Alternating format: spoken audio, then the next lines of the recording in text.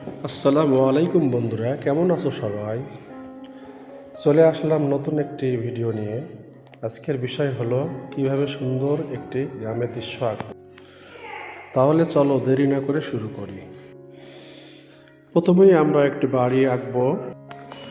আমরা জানি বাড়ি ছাড়া প্রাকৃতিক দৃশ্য ভালো লাগে না। বাড়ি হলো প্রাকৃতিক দৃশ্যের একটি মূল উপাদান, তাই বাড়ি দিয়ে শুরু করলাম। প্রথমেই বাড়ি দিয়ে শুরু করলাম। বাড়িটির প্রথমে চালা অঙ্কন কর, এরপরে জানালা, এবং জানালার পরে আমরা দরজা অঙ্কন করব। দরজাটি ঠিক কাঠের দরজার মতো হবে। পাশাপাশি আরেকটি বাড়ি অঙ্কন করব। এটি হলো প্রতিবেশীর বাড়ি। তোমরা দেখো বাড়িটা কীভাবে অঙ্কন করি। এখানেও জানালা দিলাম।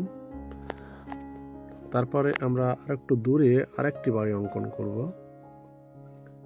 প্রথমে চালা শেপ করতেছি, এবং চালাটি অঙ্কন করার পরে আমরা তিন প্রান্তে তিনটি রেখা টানবো। এটি একটা বাড়ির দেওয়াল, এবং দেওয়ালের নিচে আমরা ধারটা একটু বাধাই করে দিলাম, এবং আরেকটি বাড়ি অঙ্কন করতেছি।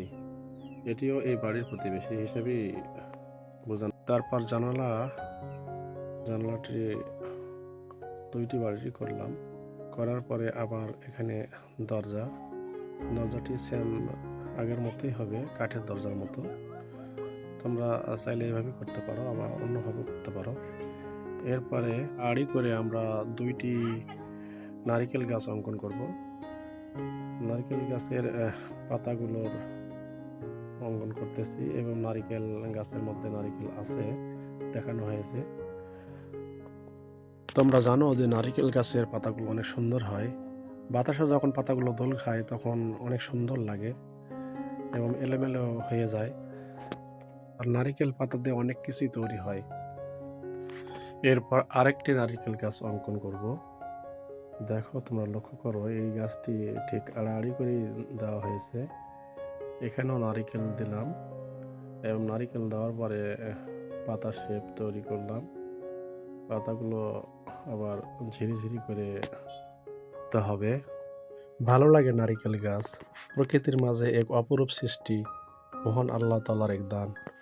তাই নারকেল গাছটি আঁকাতে আমার খুব ভালো লাগে। দেখো, তোমরাও চেষ্টা করে দেখতে পারো যে আমি কিভাবে অঙ্কন করতেছি। এরপরে আমি তাল গাছ আঁকাবো। দেখো, এখানে বরাবর দুইটি রেখা নিচে দেওয়া হলো, অর্থাৎ তাল গাছের যেটাকে আমরা বলি কাণ্ড বা গোড়া।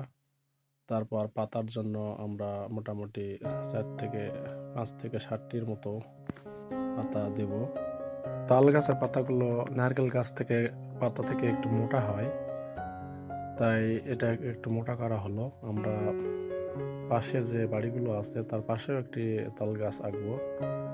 এই তাল গাছ আঁকার জন্য সেম আগের গাছের মতোই আঁকার চেষ্টা করছি। তোমরা চাইলেও এভাবে আঁকাতে পারো। তাল গাছের কাঠ অনেক শক্ত হয়। এই কাঠ দিয়ে অনেক মজবুত জিনিসগুলো বানানো হয়। সাধারণত তাল গাছ আমাদের দেশে একটি অত্যন্ত উপকারী গাছ। এই গাছের কাঠ দিয়ে অনেক শক্ত এবং মজবুত জিনিস তৈরি করা হয়, এবং তাল থেকে অনেক মজার মজার খাবার তৈরি করা হয়।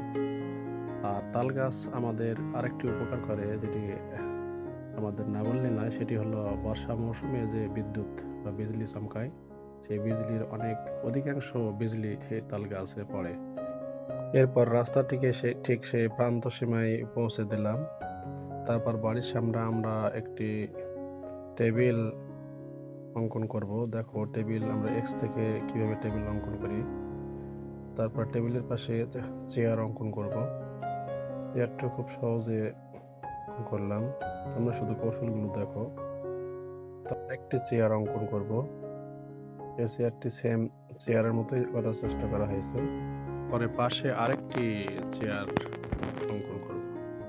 এখন এই দৃশ্যের পিছনে অথবা ব্যাকগ্রাউন্ডে আমরা একটি সমান রেখা টানব, যাতে করে দূরের গ্রামগুলো ছোট করে দেখা যায়। আমি কিভাবে করতেছি লক্ষ্য করো। এরপরে আমি মেঘ অঙ্কন করব। এই মেঘ অঙ্কন করা অনেক সহজ কাজ। এটি তোমরা চাঁদা দিয়েও করতে পারো। আমি চাঁদা ইউজ করলাম না, এখানে আমি হাত দিয়েই নর্মালি করার চেষ্টা করলাম। এরপর আমরা রং করা শুরু করব। প্রথমে আমি টিয়া কালার দিলাম। টিয়া কালার দিয়ে আমি তাল গাছটি এবং নারকেল গাছগুলোর নিচের অংশ দেওয়ার চেষ্টা করছি। এরপরে গাঢ় সবুজটা উপরে দেব। তোমরা চাইলে নিচেও দিতে পারো। আমি উপরে দিলাম, দেখতেছো।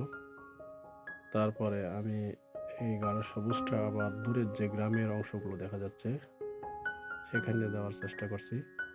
দেখো কিভাবে আমি উপরে ফাঁকা রাখছি যাতে করে আরেকটি ডিফারেন্ট কালার দেওয়া যায়। যেমন গাঢ় সবুজটি আমি এখানে দিলাম। এভাবে আমি দূরের যে গ্রামের অংশগুলো দেখা যাচ্ছে সেই গ্রামের ছোট ছোট গাছগুলোতে আমি এই দুইটি রং ব্যবহার করলাম। হলুদও কিছু অংশ দিতে পারো। এখন তাল গাছের কাণ্ডটাকে আমি খয়েরি রং দেওয়ার চেষ্টা করছি। খয়েরি এবং কালো সংমিশ্রণে গাছের কাণ্ডকে কালার করব। তোমরা চাইলে শুধু কালো রংটাও ইউজ করতে পারো। আমি দুটো ইউজ করলাম। তারপর আমি মেঘের অংশটাকে আকাশি কালার দিলাম। এই আকাশি কালারটা হালকা করে দিলাম। এটি দেওয়ার পরে আমি বাড়ির যে চালা আছে সেই চালাটাকে কালার করব। এই চালাটিকে দুইটি অংশে কালার করার চেষ্টা করছি।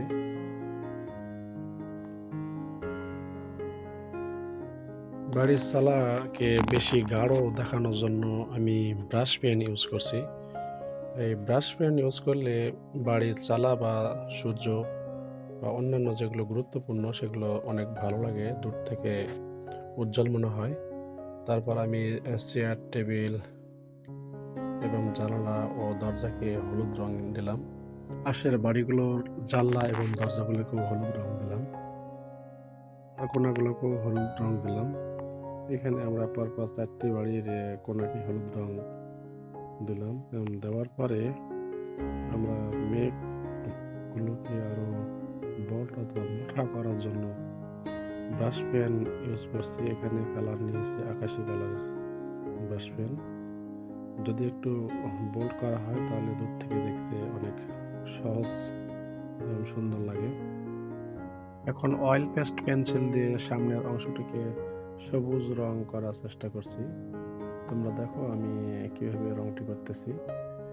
এই সবুজ রং দেওয়ার অর্থ হলো যে এখানে ঘাস এবং আছে এবং বাড়ির সামনে যে অংশটুকু সেটিকেও সবুজ রং দিচ্ছি।